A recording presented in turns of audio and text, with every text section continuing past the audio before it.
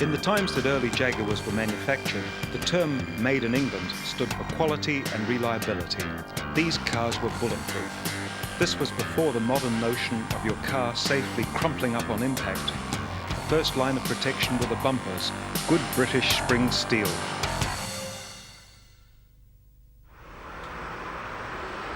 After 50 years of wear and tear, our front bumper is past restoring. Best to have a new one made, and the skills are still available. G'day, Clinton, me old mate. How you going, Monty? Yeah, good. How's your Tirana? That's faster than yours, mate. Oh, come on. Yep. Yeah, you wait till I get mine on the road, bloody Jag, and leave a Tirana for yes, miles away. I'll put you down the quarter mile.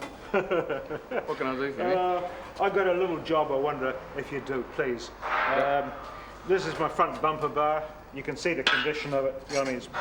They can't do anything. They can't polish it. They can't really straighten it economically. I want to make a new one out of that sheet there. It's got a camber on it. Could you stick that in your brake press, please? Yep. And bend me a nice camber the whole length. Yeah. Then I can take it around to the guys around the corner and they can roll the ends. You know, it's got those silly big mushroom things that fit in there. Yep. Yeah.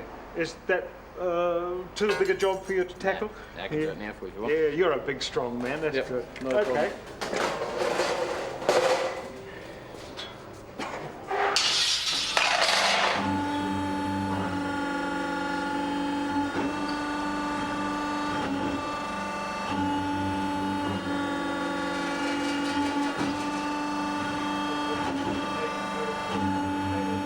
I want this bumper to be just like one of the old Jaguar bumpers, you know, with the same shape. Yeah, pretty solid old thing, aren't they? Yeah.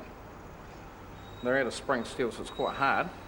You just have to work at it, and work at it, and work at it, because spring steel, what happens when you push it down into the press, it springs back out again. Can you not just press it in the middle and form that shape in one No, go? it's got to be hit several spots. As is on this piece, the lines are about 3 mil apart, and like it was actually originally flat, and Yes. hitting that 3 mil apart, it actually brings it around like it's been through a set of rollers. Oh, okay. And it actually strengthens the whole piece of steel. That's the idea of doing it, because you can't just have a flat piece. Even though it's spring steel, you hit something, it's still gonna... You go, Monty, see what you have for it? Thanks very much, that's great. And the holes, you know how hard it is to drill spring steel? Yeah. 12 mil, 300 from each end, one in the centre. I'm gonna do it with the plasma cutter. Yeah, please. Right, mate. Okay. Good ears.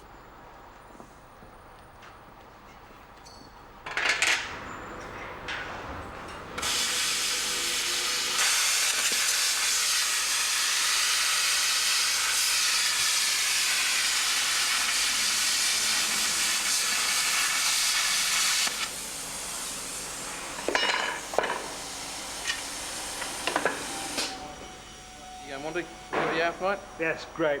Thanks, Clinton. Dozen beer in your boot. Better be. See you, mate. Cheers, mate. Okay. Catch you later.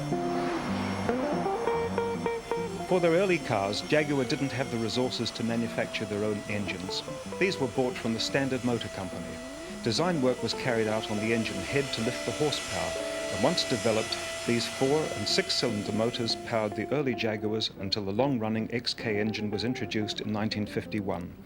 The early engines were simple, rugged, and reliable, and when assembled with care, outlived the cars they powered.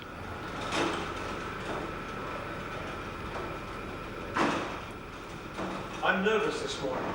I'm bringing in the motor for my current project. It's a 1938 3.5 litre drop head, and this is her heart. I'm always nervous coming in these places. There are so many processes that have to be gone through to rebuild the motor. There are so many things that can go wrong. This motor was built in England before the Second World War. It's 65 years old. It's irreplaceable. I'm hoping this morning that it's in good condition and that not too much will have to be done to it.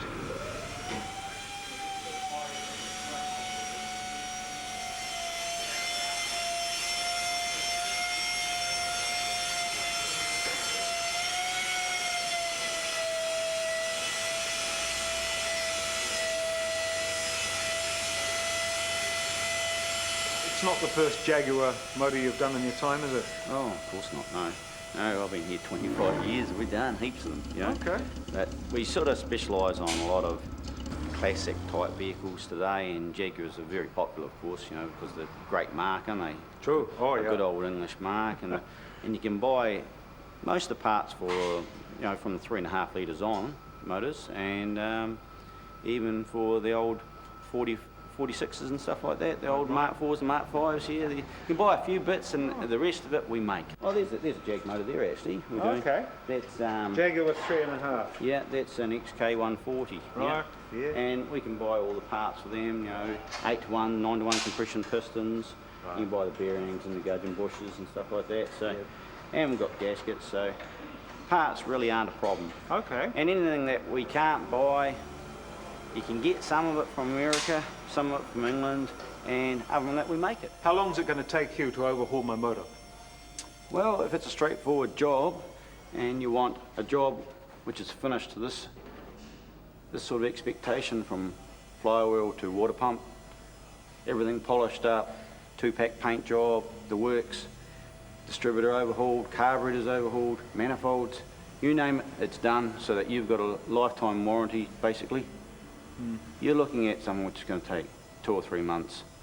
And that's not mucking around, that's because you're going to have to make some parts or modify some parts. So we're going to be happy to give you a warranty. You're going to be happy you can drive it anywhere you want to. That's the main thing. And is this where you give me the bill? Oh no, we give you the bill over in the office over there, where the credit card machine is, and then we've got a recovery room after that. Oh, I probably need the recovery room.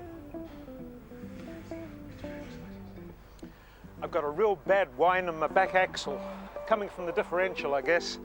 It's the crown wheel and pinion that give the trouble. It's the wear on those two surfaces after 50 years of motoring. I've come here to see John today. He's the best in the city on old differentials and things. I'll have him rebuild it and put it back into tip-top condition. He drives a Jaguar too. Not as nice as mine. Hello, John, are you in? Monty, how you going, mate? Have I come in your lunchtime? Trust you to come at lunchtime. Cup of tea, mate. No, I won't, thanks. I want to push on. You're always having lunch. It's not a bad skill. Can we come and see my diff? No trouble at all. Right. The trouble with you is you have such long lunch hours. You're always having lunch hours. It just seems that way. My lunch hours vary, mate. Day to day. I've got this crown wheel and pinion, and I hope they're better than the one in my axle. Would these be any better, do you think, in the axle? I mean, what makes the noise? Why does it whine? This is a good looking crown and pinion, Monty. They whine because they're scuffed. On the drive side of the tooth, which is the concave side, and the overrun side of the tooth, which is the convex side when you take your foot off the throttle, they get again, scuffing, just like it's been rubbed with emery paper. You can physically see it. It's quite bad markings. They should have a nice, mirror finish like this has got. And then under certain lights, we have to look under them to see the wear pattern, and then have a look to see where it has been running. So as when I reset it in there, it has to be set at exactly the same position, so as it's not likely to whine. But this is a good looking Cramel and pinion. Okay. And you do quite a few Jags, don't you? Oh yeah, we do a lot of Jags. Not the first one you've ever seen. No, we have a lot of Jags in here. We've always got Jags in here, XKs, 120s, E-types, whatever. And there's always someone restoring a Jag. So there's always a Jag in here. And Are they unusual? Like, is the Jag differential different from, can I say, an ordinary car? ordinary car, okay. The Jag differential is probably takes a bit longer to do than most vehicles. And that would go for most British vehicles because they're all done with shims. Everything is shim. There's not like a lot of your modern cars, they have screw adjustments, collapsible spaces between the pinions. Hang on, a shim. What's a shim? Is that one of those very thin washers that you use for packing things out? On the pinion, we have pinion bearings. We have a bottom pinion bearing, and we have a top one, or a front and rear. And between them, they have to be preloaded, okay? I've got that upside down. They have to be preloaded together. So the bearing has to have tension on it. It can't be loose at all. And it not only has to be there, it has to have a little bit of load on it, and they both have. Now that has to have pressure put under it.